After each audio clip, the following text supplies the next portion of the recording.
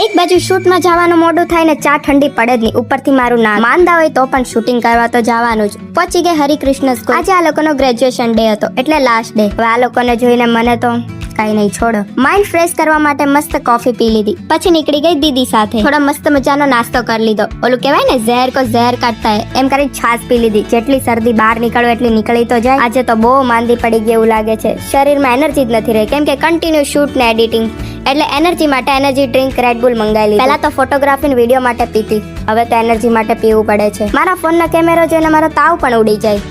આજે મોડેલને સેલિબ્રિટી જેવું ફિલિંગ મળશે. પછી કરી લીધો મસ્ત મજાનો નાસ્તો. લાસ્ટમાં મેં સાબુની એડનો વિડીયો બનાવી દીધો છે. મારું નાક તો જો. ફાઇનલી દવા પીવી જ પડી. હવે અડધા લોકો કહેશે કે બહારનું ખાઈ પીવે છે એટલે માંદી પડે છે. એ તો મારે જોશે, મારું એનર્જી વસ્તુ છે. કોઈ મારે ખાવા પીવા પર કઈ બોલવું નહીં, ઓકે? એ સાથે મારો દિવસ થાય છે પૂરો. મારો વિડીયો ગમે તો લાઈક, શેર અને સબસ્ક્રાઇબ. જય શ્રી કૃષ્ણ.